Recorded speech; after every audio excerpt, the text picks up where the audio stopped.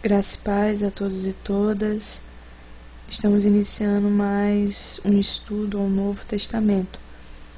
Nós hoje estaremos estudando sobre os Evangelhos. Na primeira aula nós aprendemos sobre a estrutura do Novo Testamento e a gente aprendeu que existe os Evangelhos, o livro histórico, carta às igrejas, né, as suas diferentes cartas e o livro de Revelação. E aqui hoje nós estaremos focando nos Evangelhos. Primeiramente, precisamos entender o porquê há 4 Evangelhos, né? 4 Evangelhos falando sobre um Jesus, o mesmo Jesus. Precisamos ter em mente que sobre o ponto de vista, o que é isso? Cada evangelho ele é contado com um enfoque diferente. Eles se completam, mas ele a cada um deles há peculiaridades diferentes. Quando eu conto uma história a uma pessoa, eu conto ela da forma como eu vivi, como aconteceu.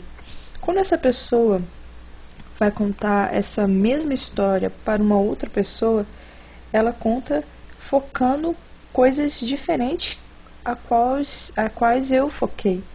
A mesma coisa quando nós falamos de ponto de vista, quando nós falamos de evangelhos. Os evangelhos eles falam do mesmo Jesus, relatam a história, acontecimentos do mesmo Jesus, mas cada um tem um objetivo diferente quando eles vão relatar sobre a história de Jesus. E também cada evangelho é endereçado a uma comunidade diferente. Quando falamos de evangelho, nós falamos de escritos que foram criados para comunidades. Eles foram direcionados para pessoas que na época estavam se convertendo para cristãos. Então entendemos o porquê que há 4 evangelhos, para que a gente possa compreender que cada um deles vem trazer algo diferente sobre Jesus. Pois bem, nós falamos sobre o evangelho, nós vamos encontrar de uma forma bem presente no evangelho a religião judaica. O que é a religião judaica? Jesus, né, ele era judeu, os primeiros cristãos nas comunidades, eles eram judeus. A religião judaica, ela é a institucionalização da forma religiosa que o povo de Israel servia a Deus. Nós vamos ver no Antigo Testamento a figura do tabernáculo, nós vamos ver os sacrifícios, as purificações. Então, quando nós entramos no Novo Testamento, essa prática ela acaba se institucionalizando e se tornando a religião judaica. E nessa religião judaica nós vamos ver elementos fortes, né, nessa religião, que é o templo, a sinagoga, os fariseus, os saduceus, os essênios, os zelotes e os samaritanos. O templo, que é presente na época de Jesus, ele é uma reconstrução, né, do templo de Salomão. Quando Salomão, lá no Antigo Testamento, ele constrói o templo ao Senhor, e esse templo no ano de 587 a.C., ele é destruído pelos babilônicos, e depois, pós o exílio, ele é reconstruído, mas ele é reconstruído de uma forma inferior do que o primeiro. Quando vem o reinado de Herodes, o Grande, ele reforma, ele faz uma reforma nesse templo, ele faz ele ser um templo mais imponente, um templo mais presente, bonito, belo, uma construção muito bela aos olhos, e também com o objetivo desse templo ele ser o centro do comércio. Como assim? Nós vamos ver nos nossos dias aqui atuais a cidade aqui de São Paulo chamada Aparecida. O que ali tem? Ali tem uma cidade onde tem o templo, e em volta do templo há um grande comércio. E todo esse comércio gira em torno à religião católica e ao templo. Então é a mesma coisa nesse período do Evangelho. Existia um templo e todo o comércio se girava em torno à religião. No templo ainda tinham os sacrifícios e tudo mais. Nós vamos ver Jesus, a cena de Jesus entrando no templo e derrubando as mesas dos comerciantes, porque ali nós vamos ver que está havendo um comércio. Então o templo ele era um ponto principal ali naquele período.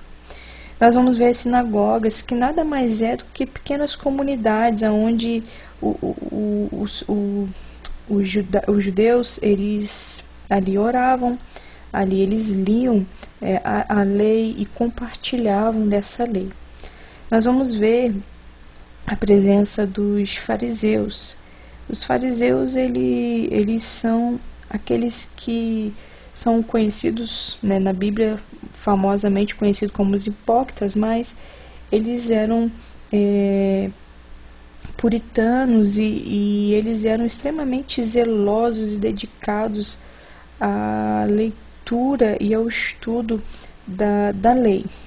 Nós vamos ver também os saduceus, que é uma classe burguesa e uma classe mais sofisticada, mais pensadora. Eles eram teólogos mais sofisticados, então eles eram acima dos fariseus. Nós vamos ver os essênios, que eles eram um povo que através eles, a um período eles não eram nem reconhecidos e nem vistos, mas depois que se descobriu os escritos em 1947, os escritos no Mar Morto, nós vamos ver que eles eram os monásticos no período, e eles eram também uma classe presente na religião judaica. Nós vemos os zelotes, que eram aqueles que acreditavam na intervenção futura de Deus, e também era uma classe presente no período judaico, nessa religião judaica. E nós vemos os samaritanos, que os samaritanos também eram parte do povo de Israel, mas eles eram do Reino Norte, porque havia uma diferença entre o Reino Sul e o Reino Norte. O Reino Sul acreditava que eles eram os que estavam corretos, os que seguiam corretamente a lei, o templo deles era o templo correto, mas havia os samaritanos que também acreditavam. Nós vamos ver muito esse diálogo com a mulher samaritana, e vamos ver também essa rejeição por parte do Reino do Sul, né, daqueles que eram do Reino do Sul, acerca dos samaritanos. Então havia uma rincha, né, mas eles também são uma figura presente nessa religião e nesse período. E a gente precisa entender uma coisa muito importante, que os autores eles tiveram um propósito para escrever os evangelhos.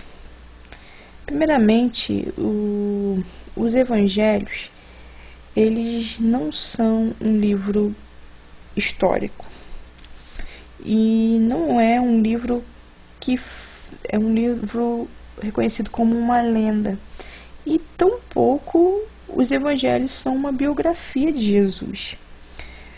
O evangelho ele é, na verdade, relatos sobre as ações de Jesus. E quando nós falamos de ações de Jesus, os autores, eles tiveram como propósito escrever essas ações.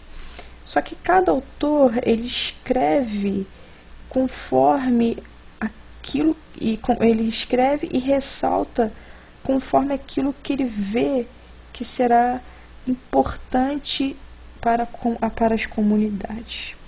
Nós vamos ver em Mateus, Pedro andando sobre as águas, mas nós vamos ver em Marcos a mesma tempestade, mas Pedro não anda sobre as águas. Está havendo algum erro, né? O autor deu uma viajada? Não. É porque em Mateus estava passando a ideia da autoridade de Pedro. Então, isso estava sendo ensinado para a comunidade. Mas já em Marcos, já não era esse o enfoque, o foco principal. Ele estava tentando passar um outro foco. Isso nós falamos no início dessa aula. Nós precisamos ressaltar isso e entender que os autores tiveram um propósito, e o propósito não era uma biografia de Jesus, nem uma lenda e nenhuma história, era passar os ensinamentos e as ações de Jesus aqui no período ao qual ele esteve, e também o propósito de passar toda a história, tudo aquilo que começou a se acreditar, a boa nova, né? Porque evangelho quer dizer boa nova. Então estava se passando uma nova boa nova, pois no período havia a boa nova dos imperadores, porque quando se ganhava uma guerra, quando o reino ganhava uma guerra, vinha uma pessoa correndo e vinha contar a boa nova, que era o evangelho. Ele vinha e contava: ó, ganhamos a guerra. E aqui se fala de um evangelho diferente, ou seja, o evangelho de Jesus, contando a boa nova de Jesus. E quando se escreve, está escrevendo um documento para poder passar para gerações futuras a boa nova de Jesus, para aqueles que eram cristãos e para aqueles que também não eram cristãos pudessem ter a oportunidade de conhecer essa boa nova. Bom, para a gente finalizar, é bom a gente lançar essas perguntas para que a gente possa fixar tudo aquilo que nós conversamos até aqui. A gente precisa entender essas coisas. O que são os 4 evangelhos? E o que diz os 4 evangelhos? Qual a forma que foram escritos? Qual é a história, né? Ou seja, que história que se conta? E para que os evangelhos foram escritos? Os evangelhos são nada mais do que as boas novas de Jesus. E o que o texto diz? O que o texto diz ele fala sobre as ações de Jesus, e não uma biografia. E qual a forma que foram escritos? Aqui nós podemos entender que os escritos, Mateus e Lucas, eles se baseiam em Marcos. João, ele já se baseia em uma outra fonte, embora ele também tem relatos dos outros, mas Mateus, Marcos e Lucas, nós dizemos que são evangelhos sinóticos, ou seja, eles estão na mesma visão, tanto que há sempre textos semelhantes um no outro. Então, a forma como que eles foram escritos foi no mesmo sentido. Eles estão no mesmo sentido na escrita. E qual é a história que se conta? Ou seja, ele se conta a história sobre Jesus, aquilo que ele fez, o cumprimento da nova aliança, e conta a história da salvação.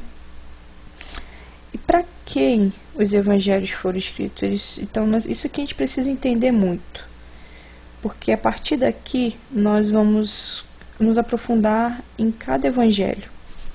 nós precisamos entender que o Evangelho foi escrito para pessoas e para comunidades. O Evangelho de Mateus foi escrito para a comunidade matiana, o Evangelho de Marcos foi construído para uma comunidade, o Evangelho de Lucas para a comunidade lucana e assim por diante. Cada evangelho foi direcionado a uma comunidade. E se cada evangelho foi para uma comunidade, há um contexto diferente, há uma história diferente, há situações diferentes, e isso faz toda a diferença e nós precisamos cravar isso.